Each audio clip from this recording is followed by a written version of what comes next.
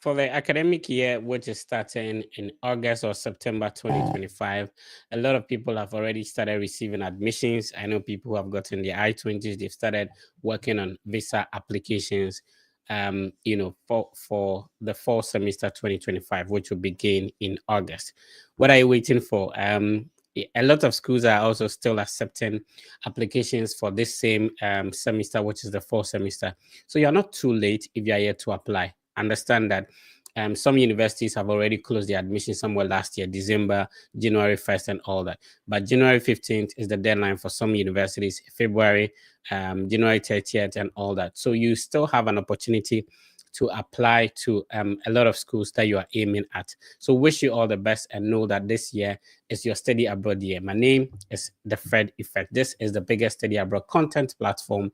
And what we do is that there are people who have actually done what you intend to do. So my aim on the Study Abroad podcast is to invite these individuals who have the experience in going through the study abroad process, applied for visas, applied to universities. What schools are they studying in? What programs are they studying?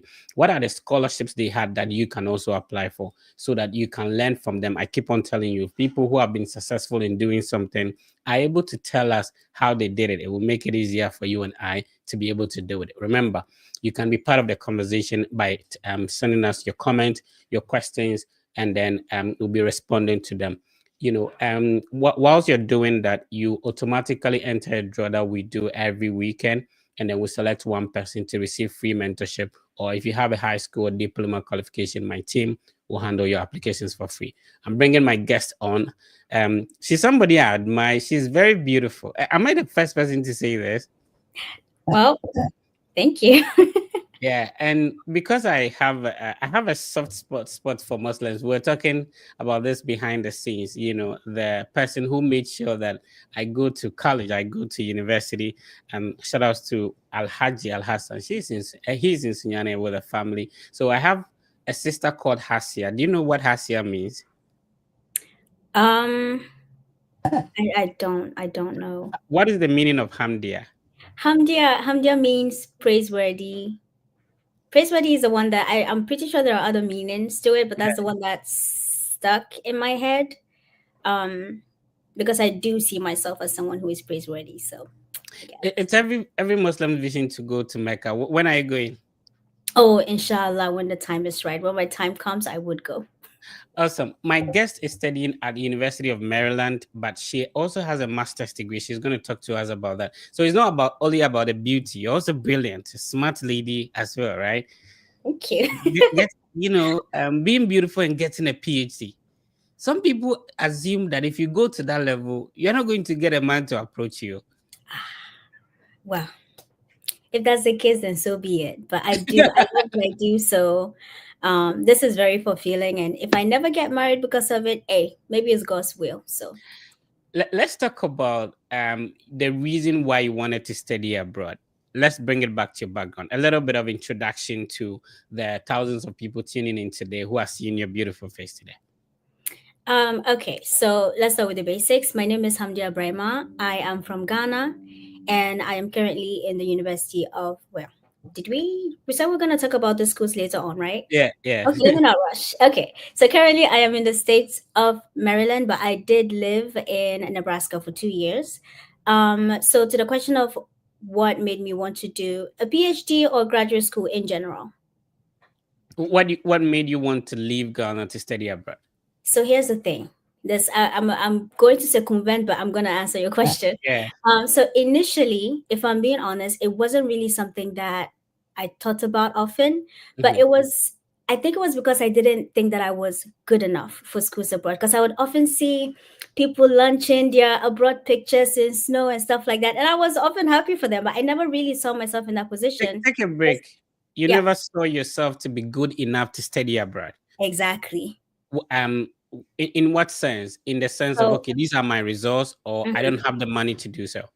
So I never thought that I had the qualities and the competence that these schools were looking for.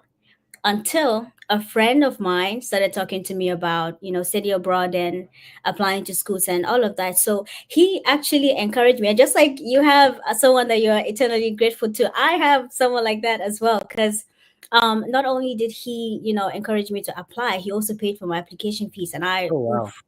I know, like I'm really grateful. But after he encouraged me to like really start looking into schools and consider applying, when I started doing the research, I realized that I was in fact good enough. Like I did have these qualities that the schools were looking for. And Right. not only that, I started looking into, the courses they were offering and the background of these professors, and a lot of them did things that I was genuinely interested in. When it Okay. comes to literature, I like anything and everything that have to do with women. I like women's representation in text, women artists and stuff like that. And so Mhm. it was actually one of the things that I considered when I was applying to UNL, because there was this one professor who specializes in that area that I wanted to study from. Right. So that became part of the reasons why I wanted to study abroad. Let's talk about what you studied. What was your highest academic qualification prior to relocating? So I had a bachelor's degree in French. Awesome. And which university was it? Kwame Nkrumah University of Science and Technology, KNU. Arguably, people think it's the best university in Ghana, It right? is the best school. Like, come on, this is not even up for debate. All right. So, from the basis, which secondary school and before moving into KNUST? So I went to Boga Girls. I Boga, know, hey, right? From everything, there's no way you attend a mixed school. It will be a girls' school. It will I be a mean, to listen, I don't think it really matters because I think I would have been the same regardless. But hey, uh, but yeah, I went to Boga Girls Senior High School. Yeah, yeah, and KNUST for a bachelor's degree in French. that's right. And then, what program did you start applying to with your background in French? What program did you start applying to, and what did you end up studying at the University of Nebraska Lincoln? Okay, so wait, what program did I apply to for graduate school? Yeah, when you were relocating. So this is the thing. I only applied to UNL and I only applied into a French program because I love French and I hope that, well, this is something that I want to do professionally. I want to teach French. I want to make French enjoyable and fun to encourage people to learn the language because it can really take you places. I mean, it brought me here. Right. So this is something that I want to do professionally. And so when I was looking into these schools, those were the only programs that I was looking at. Like I was more so particular about the French courses that they Mhm. offered in the department. So So a lot of people would think that, okay, so if you are applying for a master's in French, why mhm. not France? An English speaking country, and you're going to study French. It, okay, a couple of things. I don't know if you remember, because I remember this very well, because this was Yeah. my experience.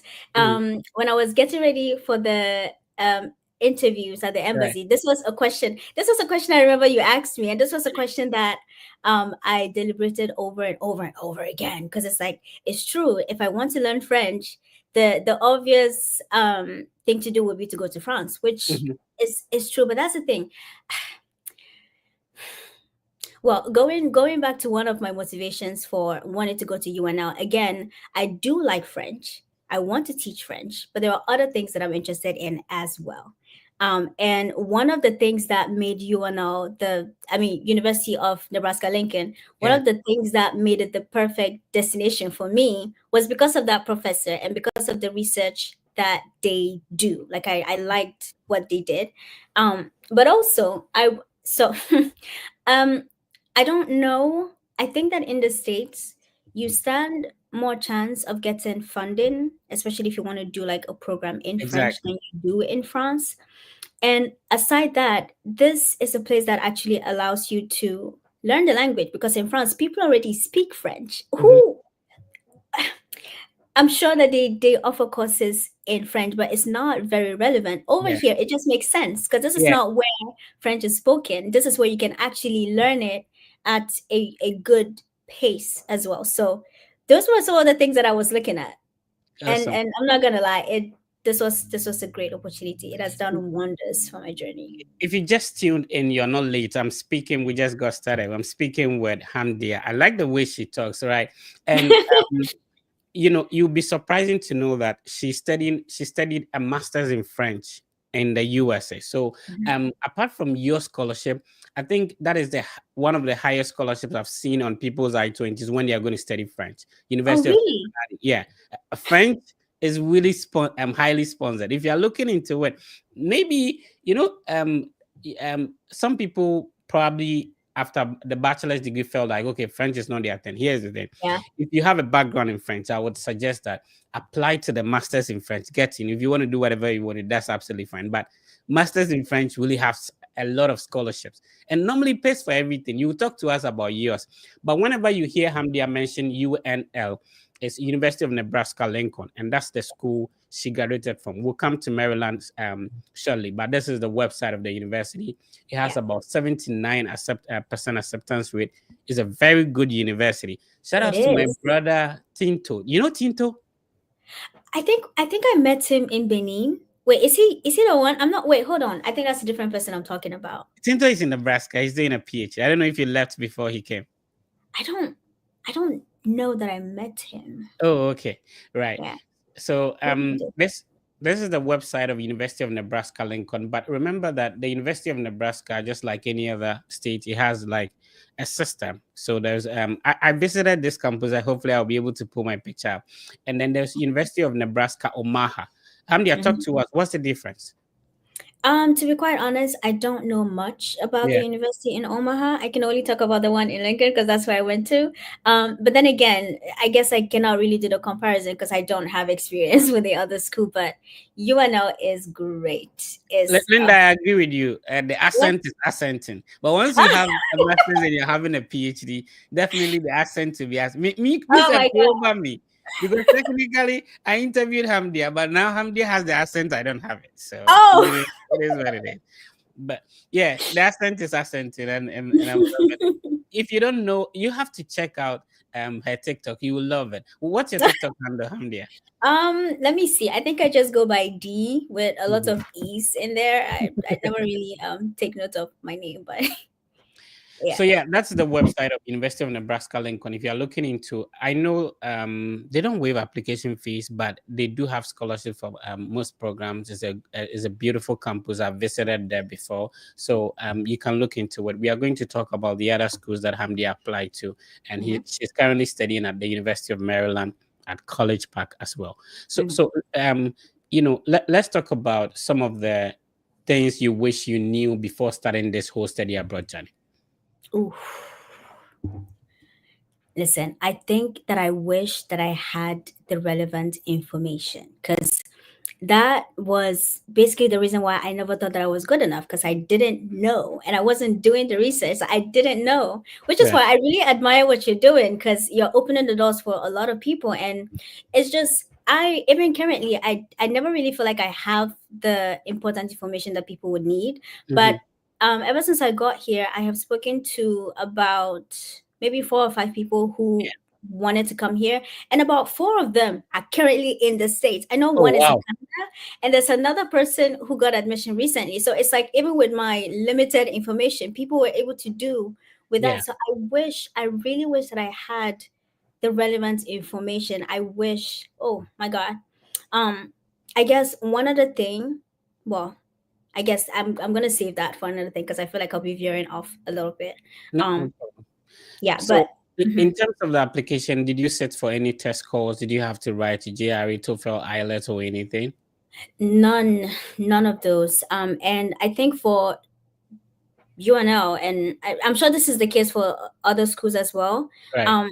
For Ghanaians or mostly people from English speaking, I almost said French speaking, English speaking countries, they don't require like the English proficiency. So I didn't have to write any of those. And also because of the program that I did, because I was going to do French, my department, they didn't care about. I mean, let me not say they didn't care because they did care, but it wasn't something that was a priority. And as part of my application, I had to submit 2 audio portfolios. So one had to be in French and the other had to be in English. So I guess those two were kind of like them gauging my proficiency in both languages. So I didn't have to. This will be new to a lot of people. I have had opportunity to go through the application process of University of Nebraska Lincoln. It's one of Yeah. the easiest you could get. It's just like Oh. Ohio University and stuff like that. And Mhm. then you mentioned certain things that might be a bit new to people. When Yeah. you say portfolio, what does it mean? We know about statement of purpose, certificate, transcript, whatever. What is portfolio when you're applying to your program? So this is the thing. It can mean a lot of things depending on the context, Hmm. but the portfolio here was more so. So I wrote a statement of purpose, but it was basically talking about those things Hmm. in those two languages in an audio form. But I mean, I didn't say exactly the things that I wrote in my SOP. I had to tweak Okay. them a little bit. I remember my English one started with a little conversation that I had with my uncle, and the French one, I don't remember what angle I went with it, but basically just tweaking it a little bit, Yeah. you know, So more or less like you recording yourself speaking French and then uploading it into the application portal. exactly. But All right. talking about the objectives and your motivations that you spoke about in your SOP. Was there an interview afterwards? I know a lot of French programs. There's an interview after the admission. Was there? Nope. For me, I didn't have to do an interview. And I was speaking to one of the professors one time because, listen, the imposter syndrome was at an all time high. By God. And the professor, she was like, she's not worried about me. Like, she knows I'm going to fit right into the department. And that Right. when they went through my documents, they were just like, yeah, she's good. We want her here. So I didn't have to go through an interview. But I did have to do an interview for my PhD, however. Because You mentioned that you only applied to one university. Why was it? Was it not risky? A very good question. And this was something that I would admit that I was well, not even a little bit. I was a lot insecure about Okay. when I was preparing for my visa interview because I kept hearing a lot of people say that it would come off as me not being serious about wanting to study abroad and study over here. And I was like, that made a lot of sense, but it was risky. And I would admit that even my application to the school was a little late. Like I sent in my Yeah. application at the last minute. Um, and basically, honestly, that was the only school that I wanted to go to at the time. I liked the courses that they were offering. I liked the professors. I wanted to work with the professors. There's one who is currently there. Oh my God, he is so awesome. Like he's well known in the translation world, and it's like they have really good faculty, and I wanted to learn from them. So that Right. was basically the only school that I applied to, and it was risky. Personally, I wouldn't recommend it, but alhamdulillah, it worked. Yeah, if you're listening to us, please don't apply to only one school. Don't open, don't broaden your horizon, please. Yeah, I know the application fee for the graduate school is about $55 or $75, one of them. So it's a good school to check out if you are listening to us. And sometimes they accept applications until somewhere February. It depends on the department you're applying to. Yeah. Beautiful campus. I went through the downtown, and it leads you straight to the school. Yeah. Yeah, it's a beautiful campus. I love it. Let's talk about your scholarship. Did it come automatically, or you had to submit a separate application before you got a scholarship? Nope, it came automatically, both for my master's and my PhD. But I think it's because of the nature of the program, because usually they need, well, I wouldn't say they need, but I guess they do need. Usually they Yeah. need TAs and GAs and sometimes even research assistants. Well, Mhm. I guess I should say them in the full. Yeah. Sometimes they need teaching assistants, graduate assistants, research assistants. So they do tend to come automatically. I don't know if that is the same for other courses, but Yeah. yeah, mine came automatically. Right. So, what were you doing? Were you teaching French? Were you a research assistant for a professor? What was your job? So at UNL, I was a TA. I was a TA for 2 years. So I Mhm. taught, I initially taught it was only for 2 years. So I taught the beginner courses. I taught the first beginner course and then the second one towards the end of my master's. And when I recently came to UMD, the Mhm. University of Maryland in College Park. Yeah. Over here, I was supposed to be a TA, and I guess Mhm. technically I still am because that's what it says on my admission contract. Right. But I was a graduate assistant for the first semester, and I worked with a professor, and it was a very interesting experience. Still talking about the University of Nebraska Lincoln. Mhm. Were you paid monthly or bi-weekly? I was paid monthly, Right. and mhm, Looking at the job, did you have a job back home before transitioning? I did, I did. Okay. So after I was done with my NSS, my national service, I got a job in the local government. I was an assistant director, but Okay. I only worked for like 6 months, and That's a I big got the admission. that's a big position. It So, was a so big position. I mean, why would somebody being an assistant director for 6 months want to leave the job and come study abroad? So this is a thing. When I sent in my application, let's say, I think I sent it in on the 31st of January. The Mhm. very 1st of February was the deadline. And I got admission somewhere February, March, like the end of, I think it came in March. Right. And around that time, I just made up my mind that I wanted to go. Because here's the thing, I liked my job, and I know that I would have made a lot of impact. I would have done really well in the position Mhm. that I was in, and I would have gained a lot of experience and stuff like that. But I never really felt like it was me. Because again, I love French. I love French. I want to be able to do something with it. I want to teach French. I don't know. There was just something that just told me that it was a good job, but I wanted something else, and the job wasn't giving me that something else. I want to go into what made did you sort of start studying French at the Mhm. basic level? When did it start for you? Because I did the French it. teacher who taught me at high school made me hate it. See, this Was is that the really? thing. This is exactly part of the reasons why I want to be good, better at the language, so I can teach it properly, so I can get people to want to learn the language. Because we've all had trauma with our Yeah. French teachers. It's like, oh my god. But I did get the exposure when I was Mhm. pretty young. Starting all the way from kindergarten, I think. Okay. Yeah, yeah. Okay. Okay. So by high school you could speak it, right? Oh no. So I know, like, in high school, I don't know your time, it was Yeah. like you learn all courses and stuff like that. So Hmm. French was one of them, but I never liked it. Maybe because of my Understandable. back, I didn't go to a good junior high school before coming to senior high school. So I didn't know anything in French. Yeah. What do I know? Uh, the days of the week, stuff like Hmm. that. Yeah. Anyway, right. So moving on, let's talk about the combining academics. Okay. You said you were a teaching assistant. You I have was. your class. It means that you have an undergraduate class that you teach. Yeah. You have your own classes that you are taking. How Yep. do you juggle that? You are learning as a master student and you're also teaching as well. How do you juggle that? Oof. It was very hard. It was very hard. And even until now, I'm not quite sure. Like, I'm not totally sure that I've been able to strike a balance between doing my duties as a TA, Right. GA, and also as a student, because it can be very hard. And that's the thing. It's like when you spend your time on those two things, then you basically don't have a social life, because sometimes when you're done with those things, you don't want to do anything else. You just You want to just rest want to because you're rest. Yeah. tired. And it is a lot. And I would admit that I haven't quite found the balance yet. And well, hopefully I do. But it did.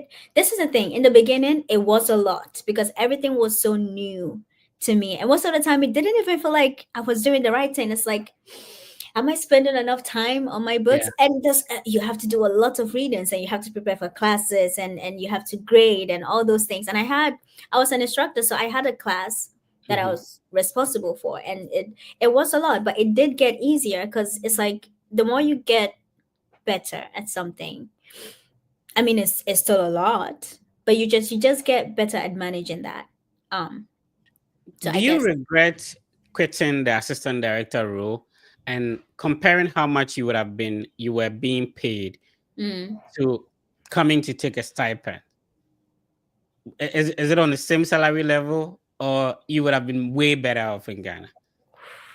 I don't know if this is gonna get me in trouble if I say it.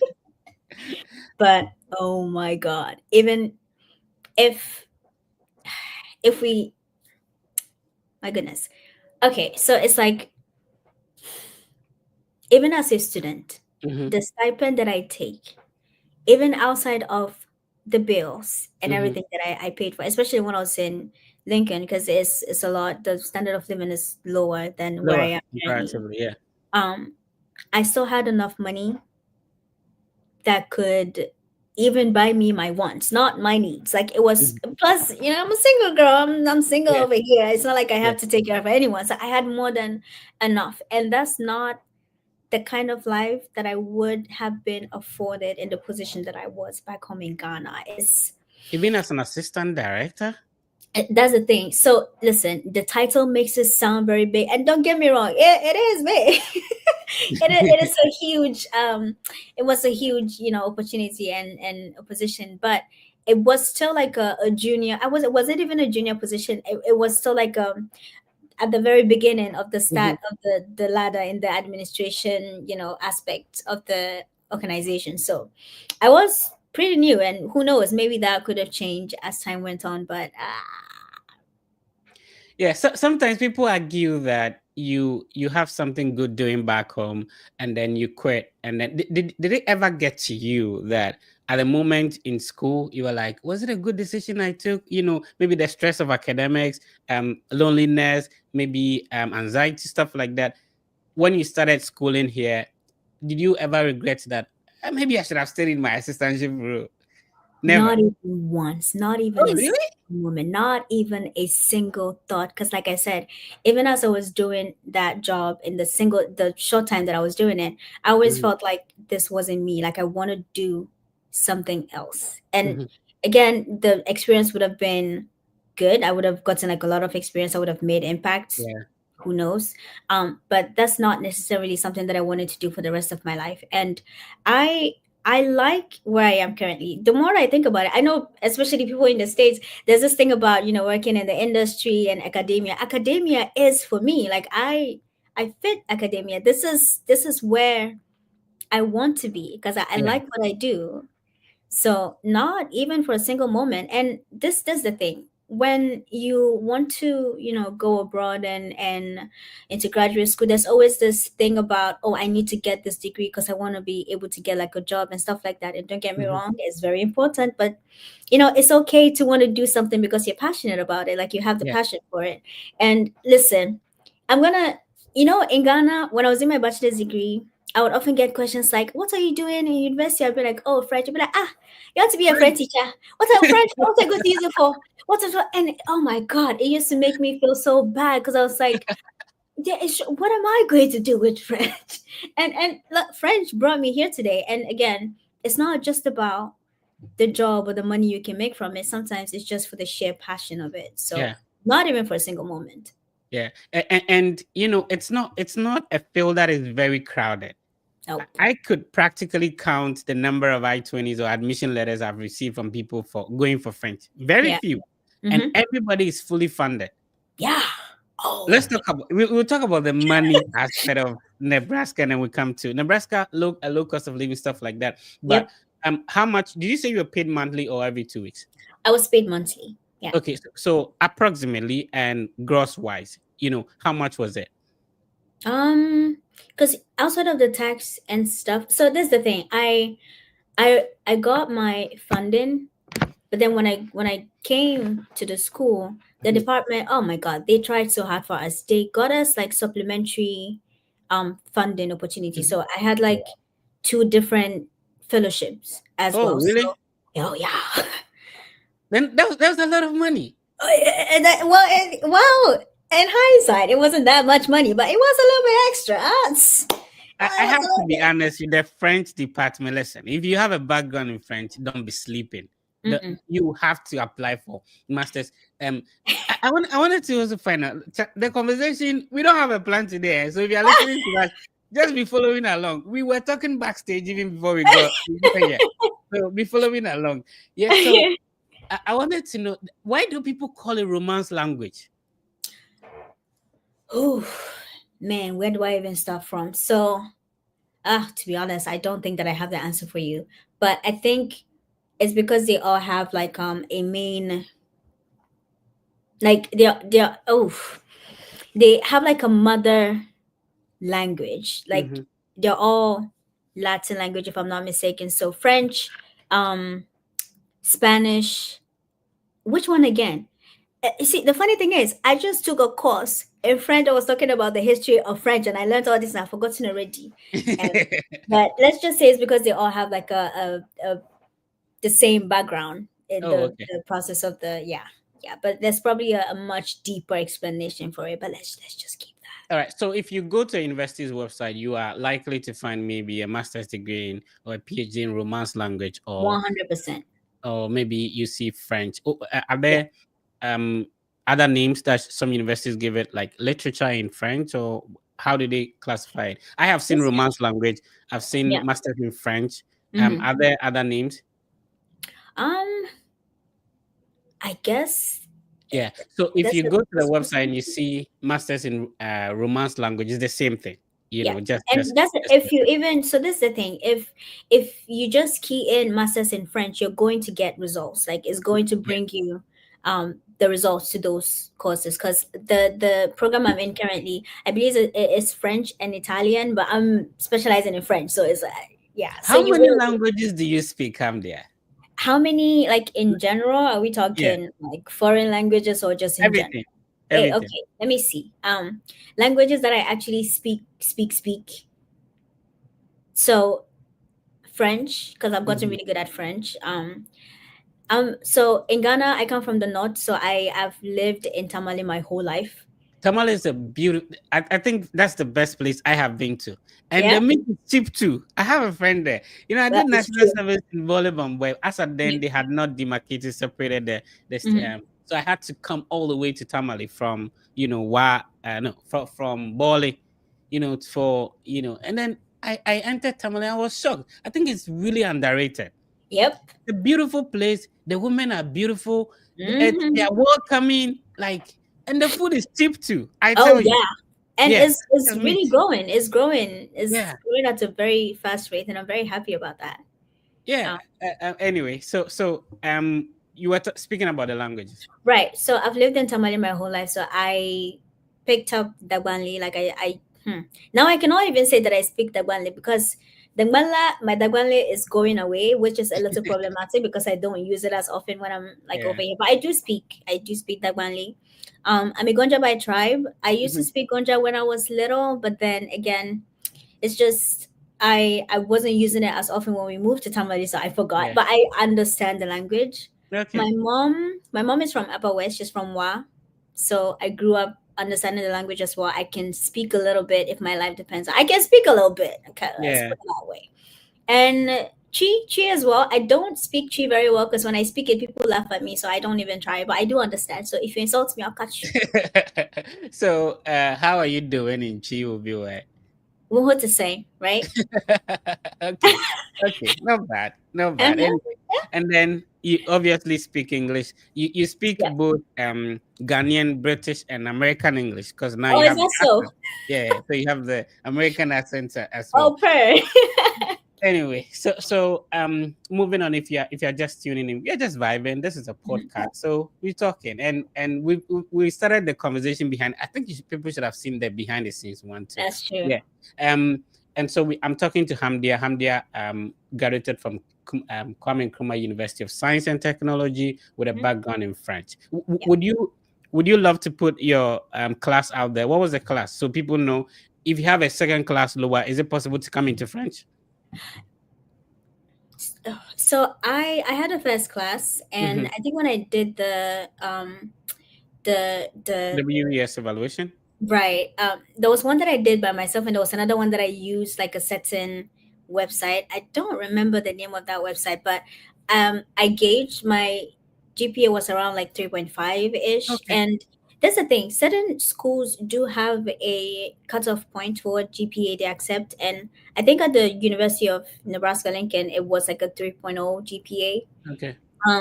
But I one thing I've come to realize is that sometimes that's not the only thing that the schools look out for. There are other Mhm. things that they take into consideration as well. So even if you don't feel like you have the cutoff point they're looking for, I would say apply anyway, because you never know. You never Okay. know.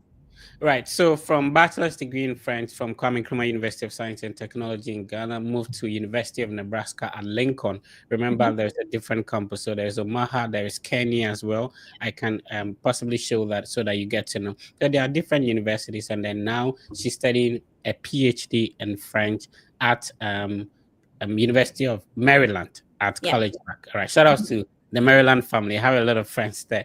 All right. When applying to the PhD, was it only Maryland you applied to?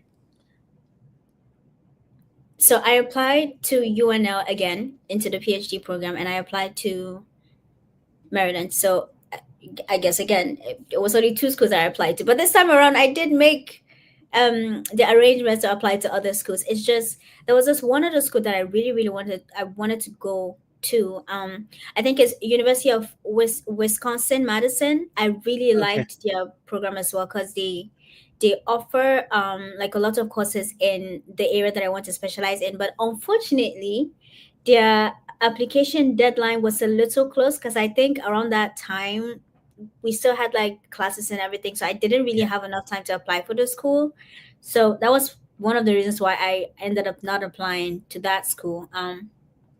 But this time around I did apply to one other program. Unfortunately I didn't get in. But I think it all worked out because in the end I got into the school that I really, really wanted to get into. So All right, so I just showed the website of University of Maryland College Park, yeah. where Hamdia is at the moment, and I'm now showing the website of University of Wisconsin at Madison. The reason why we do this is so you know. Sometimes this will be the first time you're hearing about a certain university. Once we Hmm. show it here, you can go and research on it. Also, check out the programs they have, and it could be that you're not applying to French. That's absolutely fine. You could Yeah. also find other programs that you could apply to. Remember, this session will still be live on Hamdia's YouTube channel. Yeah, she has a YouTube channel. She's I doing do. amazing. You think she will be joking? She's not only smart, she's also business minded as well. So Thank you. we are showing the website. You can go visit the website, go through their programs. It might be the first time. So we have University of Wisconsin, Madison, University of Maryland. We've spoken about University of Nebraska at Lincoln as well. And then you mentioned one other school you wanted to apply to. Maybe I should show the website as well. um Another school, no, I it was a different program, but it was still at UNL. I Okay. don't yeah, I think those were the schools that I had Okay. interest in, basically. Right. So every week we pick one person to be able to assist to go through the process. If Mhm. you know, Amdia will tell you, we're talking behind the scenes that once you're here, you're a busy person.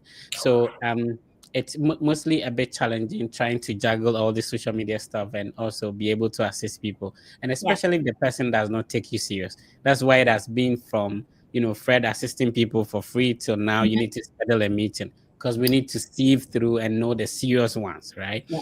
So on the podcast, if you join and then you like, you subscribe, you follow, and then you comment, you automatically enter a draw, which we do every week, and then you'll be selected to go through either a mentorship program or we work on the applications for you for free if you're applying for a bachelor's degree. So about 146 people commented. Now I'll have the draw after the session. So you're not late. You can still put in, your comment and then you automatically enter the draw. If you have questions for Hamdi, I'll be reading them and I'll be responding as well. If you want to message me privately, it's always via Instagram and I'll be happy to respond. Let's talk about you having your admission and a scholarship. Did you still need a bank statement to go through the visa process? Oh yeah, because for UNL, I had a deficit that I had to pay. I think it was around like Okay. $5,000. That, yeah. So I did need a bank statement to prove that I could afford that. Yeah. Yeah. And what you mentioned you have a full scholarship. How come you then still need a bank statement? When you say full scholarship, what does it cover? This is the thing. I think it is a full scholarship, but I don't know why. Personally, I always hesitate to call it like a full scholarship because Yeah.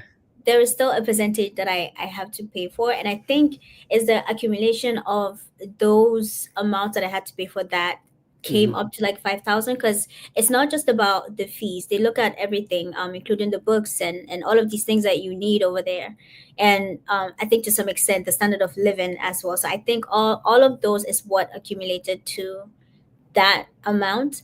But it's something, especially if the school comes with a tuition remission, because it's not, they don't, you still have a percentage to pay, but they Yeah. pay like about a 90% of, Okay.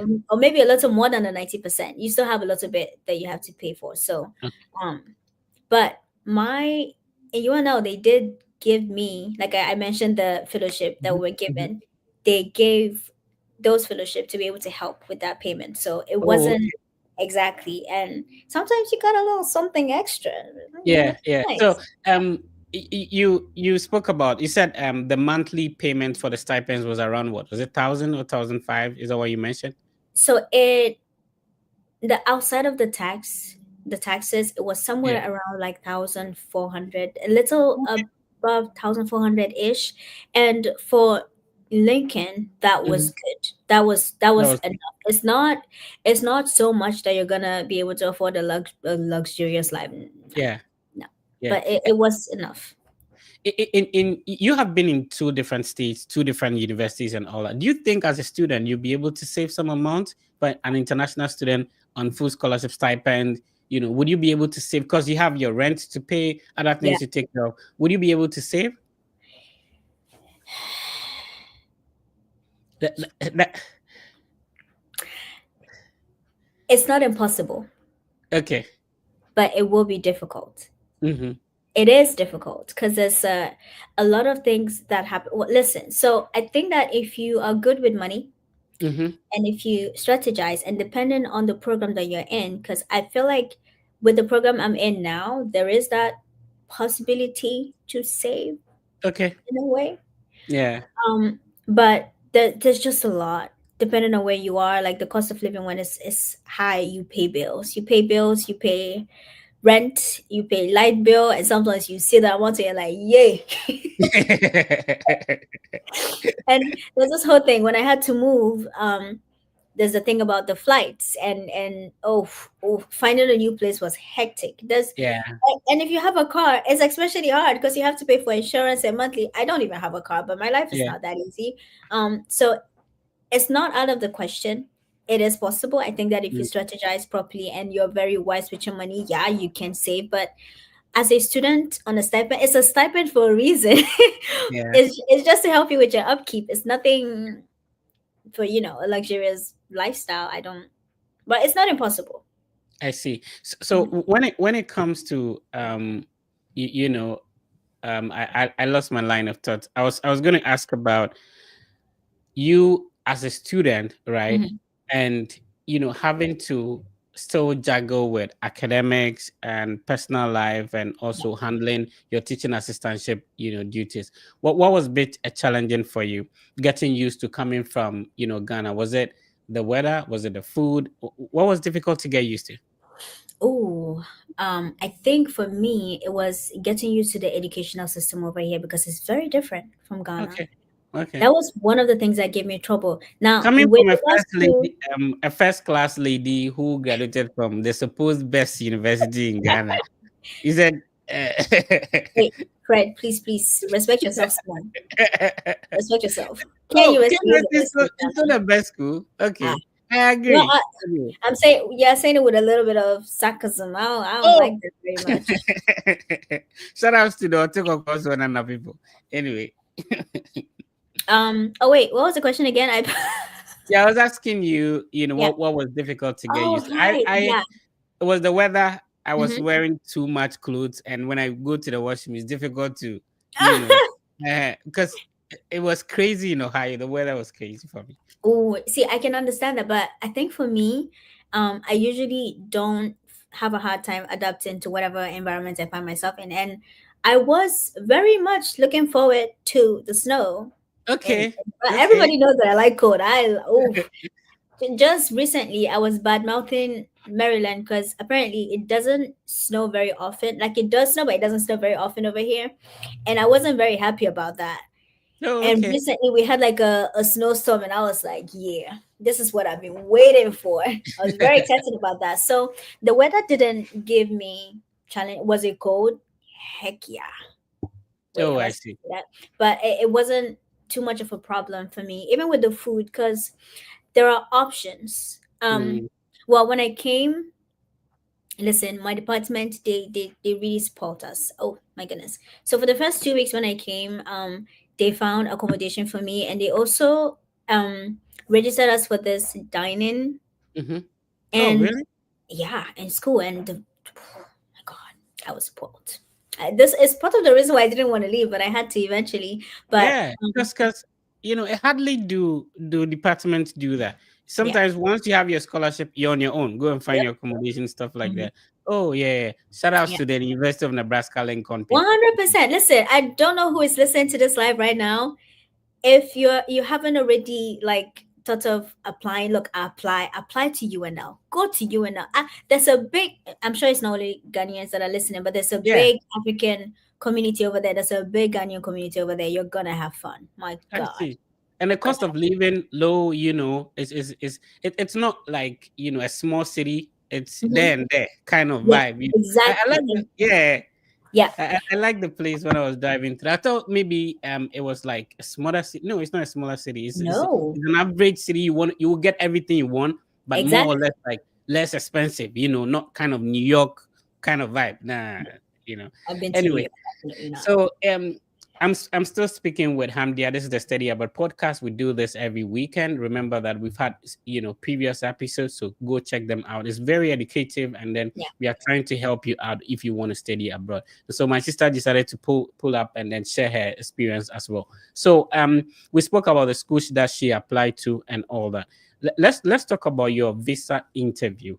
A Oof. lot of people are of the view that you have a full scholarship. Immediately you get there, they give the visa to you. No question, no problem. How was your experience like? My experience was surprisingly smooth.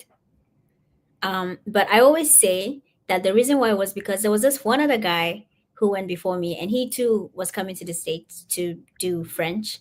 Okay. And his interview was relatively longer than mine, but not very long. And he did a lot of talking, you know? Oh, okay. Yeah. So when it was my turn, I was asked 4 questions, and one question was repeated twice. So basically, 3 questions.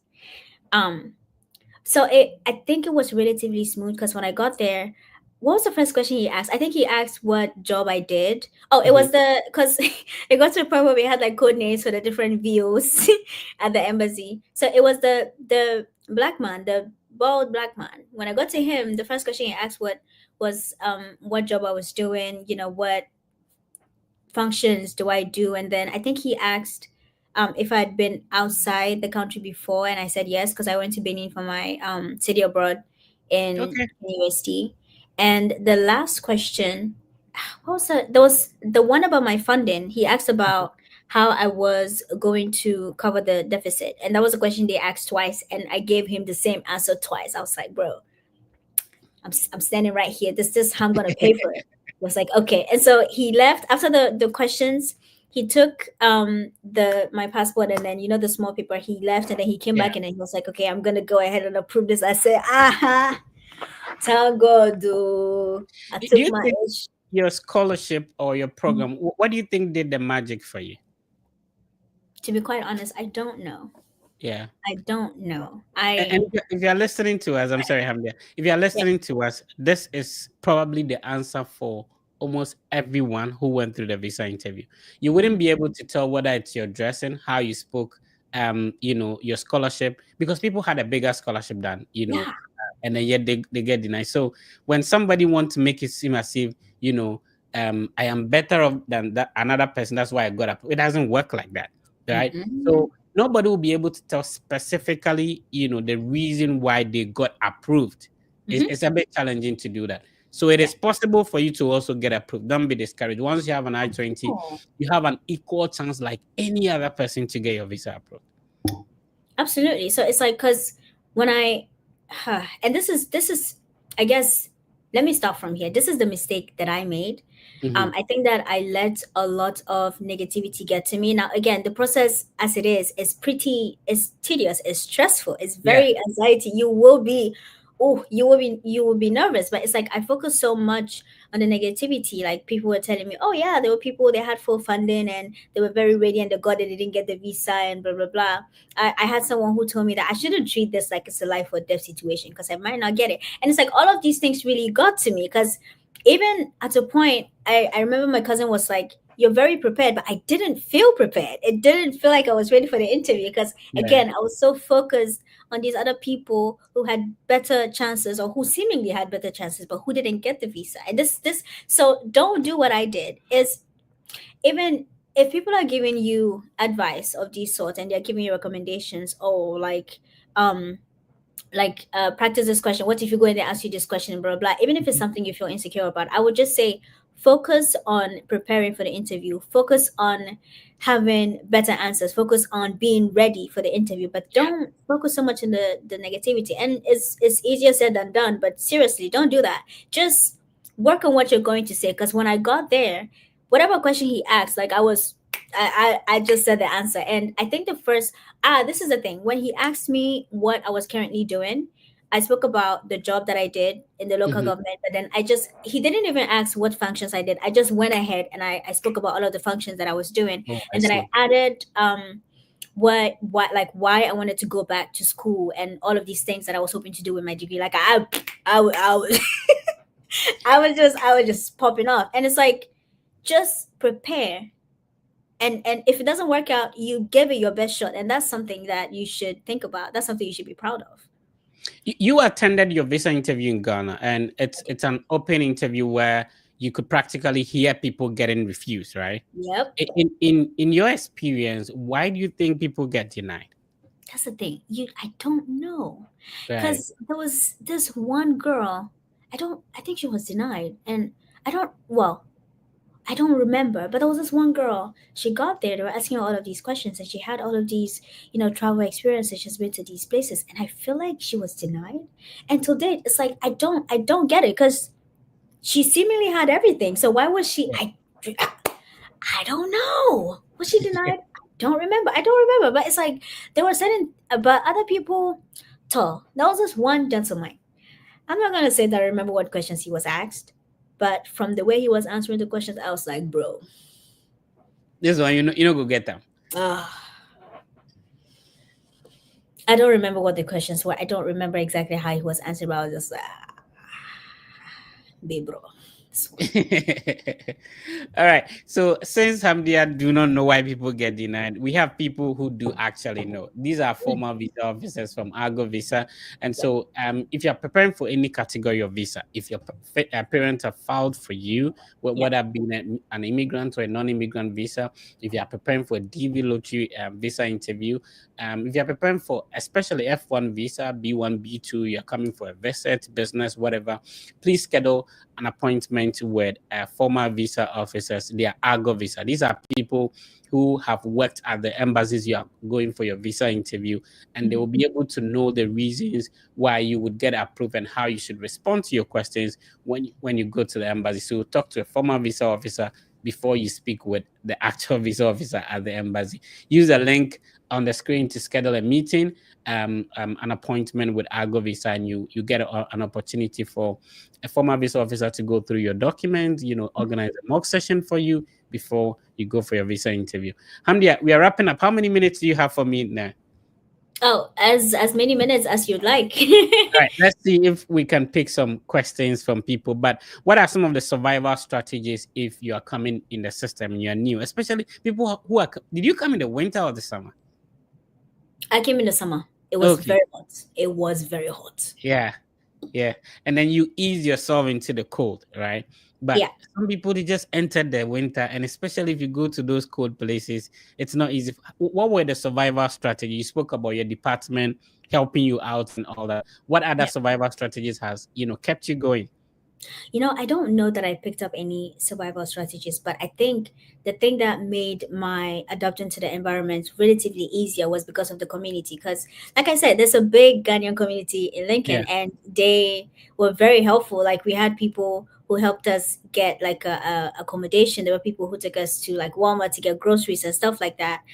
Eventually, when we adapted to the school, we were able to get like the bus passes and get like the bank accounts and stuff like that. We're able to do things by ourselves. But I would say that it was largely because of the community in Ghana. So, I mean, in the Ghanaian community. So I would say try as much as possible to make connections, like get in touch with people. That will be your lifesaver. Awesome. What? Awesome. All right. I was trying to see if people have questions. Mhm. There's more of hashtag. Okay, so UNL is on your list of schools, Mhm. and probably I should be serious in applying there. Yes, you should be Yeah. serious in applying. It's a Yes. good school. Mhm. Anyway, let's see if we have some questions here. Um, okay. Don't be using such words. Said for the interview. Don't do it. Anyway, Yeah. you will sound some way to these people if you start doing that. I know, right? What has been the culture shocks? Uh, Mm. For the accent, it is accenting now, so you don't have a problem with that. No, that was actually something that I struggled with in the beginning. And so it's like you would say something, and it wasn't. I noticed it specifically with white people. You say something, you're like, what? Huh? And then it's like you repeat what you're saying. You're like, huh? And then it's like now you have to slang your words a little bit. It's like, God, In Ghana, if you say huh to somebody, it's rude. yeah, yeah, Yeah, yeah. but that's what these people mean. Like repeat what you said. Is Right. Like what was that? And the another thing was I say that a lot when I'm talking. I remember the first time I went up to a white person and I like I was making inquiries on something. They went and the first time I was like, and then it happened like a couple of times. I was like, they just do that. It's kind of like when we are talking and we say and and it got to a point where I started doing I still talk and I'm like it's not intentional, but that Right. took me by surprise too. All right. So this is what somebody has for you. Hi, Hamdia. Is it possible to have your social media handle? Yeah, of course. Yeah, she's on TikTok. I'm Yeah, preparing for a PhD application. I would like to reach out to you. yeah, no, absolutely. I think the place you can actually get me more will be on Instagram because I'm more active with like replying over there than on TikTok because I just go there basically to scroll these days. I don't post as often as I should have. Plus they're gonna ban the app anyway, so that's sad. This is the next question for you. If you could read that and respond. Oh, is the transcript evaluation compulsory for UNL? UNL actually accept the The unofficial transcript. CWA, yeah, they took my transcript as it Yeah. was. For the GPA, I don't remember exactly why I did the. I think I was talking about that when I was like writing my SOP. That was something that I mentioned, I guess, in the passing, but it wasn't. I submitted my transcript as it was. Like I didn't have to. Yeah, Okay. yeah. Um. Let's see. Okay. Oh yes. Oh, sorry. But do you have to read the question? Will people be able to see like the? Yeah, Sorry, they're sorry, able to that's see that. very fast. Okay, okay, yeah, yeah, yeah. Oh, yeah, no, absolutely. For my application, I submitted the unofficial transcript, and then I had to send the official ones straight from the school to UNL because usually that's what they prefer, I think. So yeah, they accept them. Was that Was I the one who paid for my flight after I got the visa? Yes. So for that one, I was counting because oh my god, the flights they were expensive. So I kept trying to see if I could get one that would like was not too far because I had to come to the States for this orientation for like international students who are going to be teaching. And so I had to be in the country by 31st of Yeah. July. So I kept looking for flights that were around that time. And basically I had to pay for it. I was able to pay because I got mine on Priceline. It's a really good website Mm. for like getting flights. And I was able to pay with my bank. I used Cal Bank at the time. So yeah, I don't know if that's helpful, but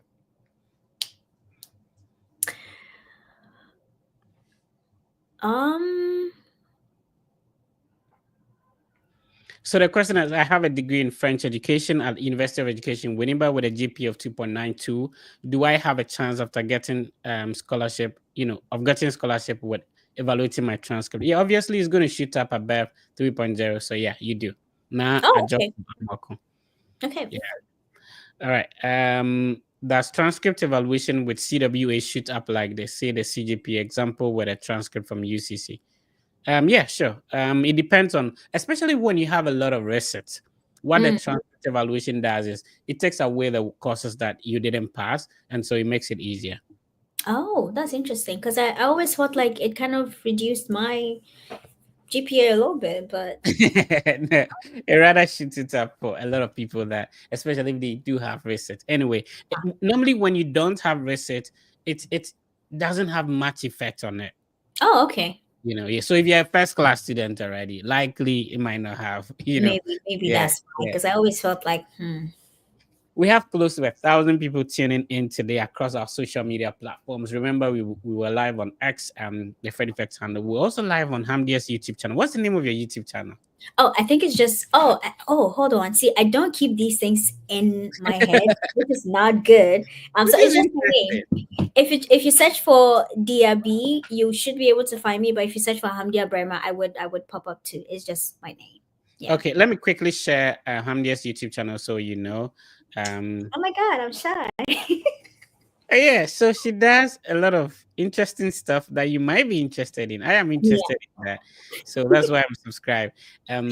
So I'm gonna quickly show that, and today we're streaming live on her platform as well. So let me quickly share, and then people should subscribe because you're beautiful, don't you think so? Oh, thank you. I do Yeah, deserve that, huh?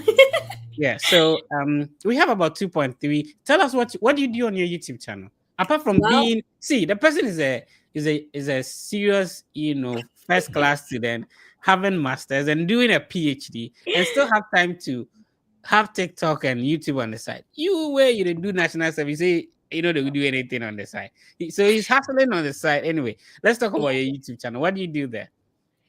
honestly, I say my niche on YouTube, it changes with my interest. From time to time I get a new thing, but hey, these days, however, I'm very interested in fragrances. So I talk about those a lot on my YouTube channel, like I do reviews and stuff like that. If that's your kind of thing, absolutely subscribe. But if not, don't feel like you have to. Don't feel obligated. But these days I talk about a lot of fragrances and I don't see that changing anytime soon. I think that might actually become the main thing that I do on here because I like perfumes in general and it's just something that I like to do for fun. Because let me tell you, life in the States, if you want to come here, this is not to discourage you or anything, is going to be very hard.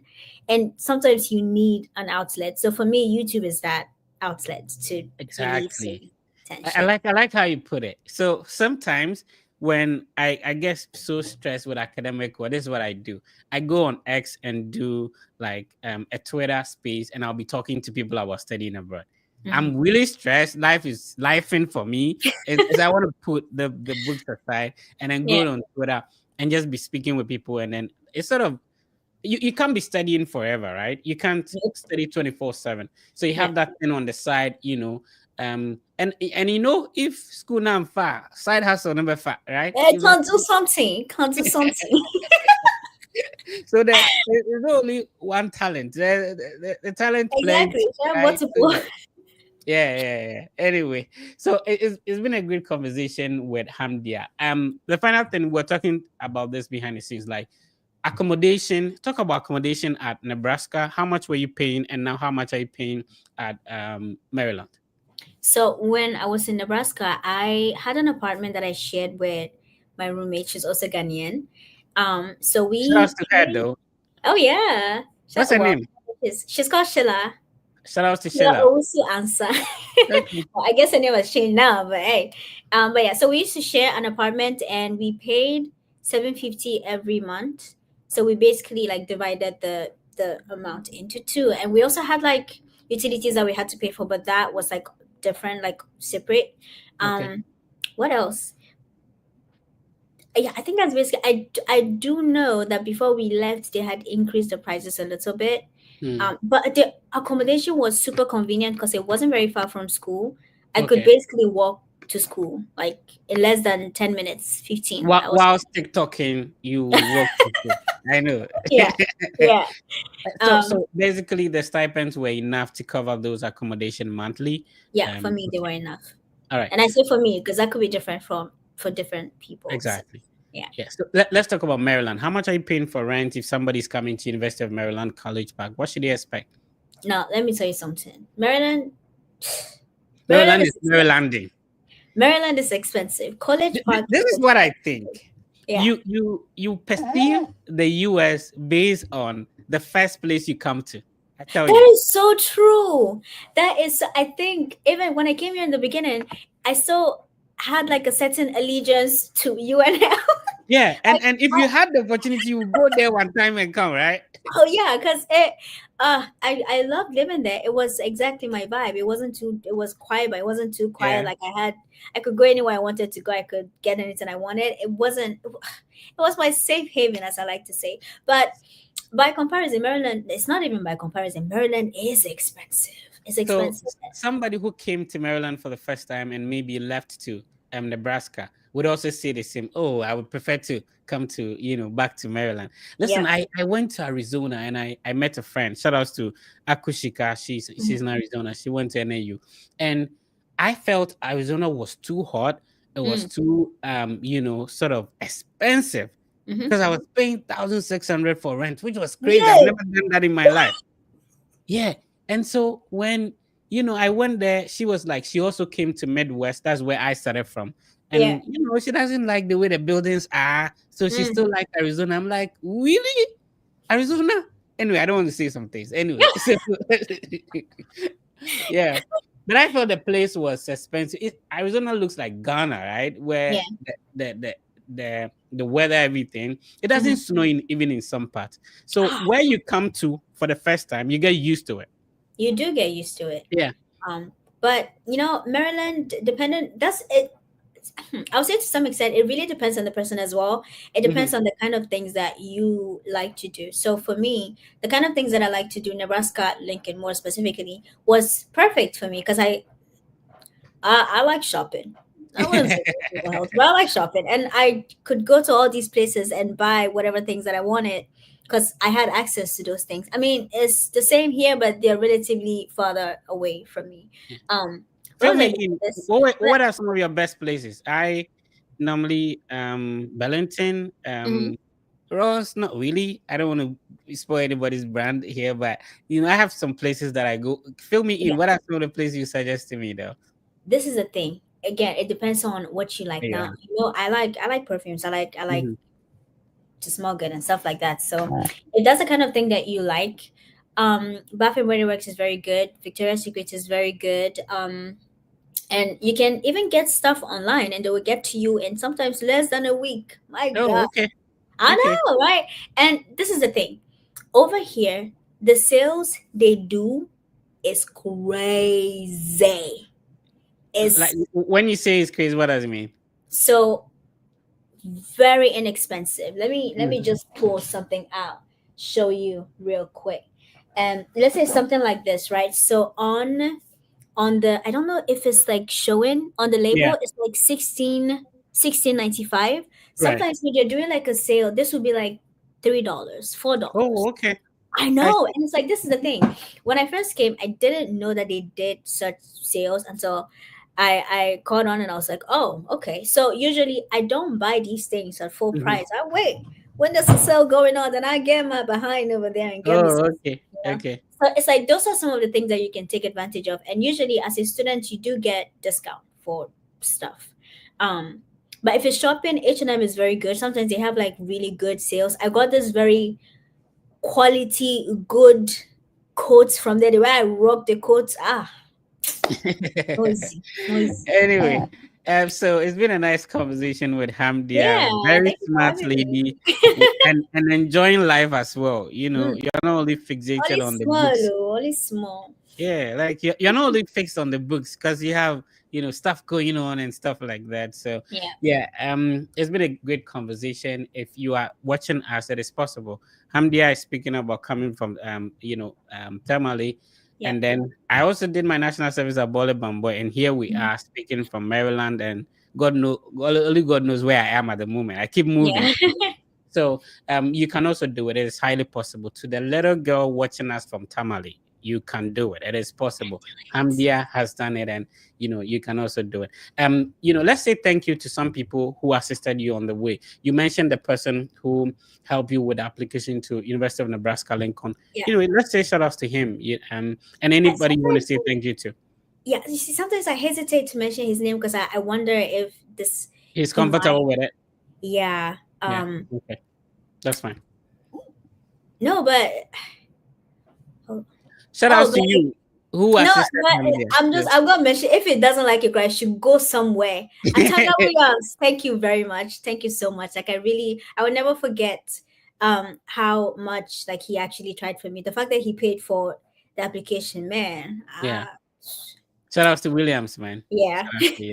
Shout outs to you. And Yeah, shout and outs. shout out to the Ghanaian community in Lincoln. Like they made my life so easy. Yeah. Let's not even. And we had so much fun. We'll often have like events like these parties and stuff like Mhm. that. So life was good in Lincoln.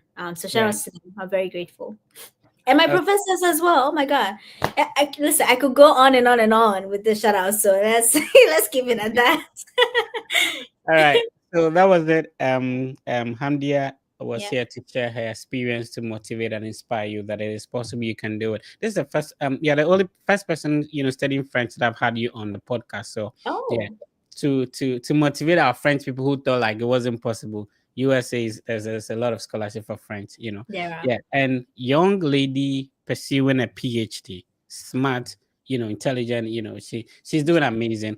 And subscribe to her channel. The name of the channel is Hamdia Brima. So HAMDIA, then you add Mhm. Brima to it. All right, it's been Yay. a great time having you on, Hamdia. I'm really inspired by your journey, and I pray that you go on and on and on. By the time we had another conversation, you should be some huge French thing going on. Be they talk to me about it. Yeah. Amen. No, thank you so much. Thank you for having me. This was a really great conversation. Awesome.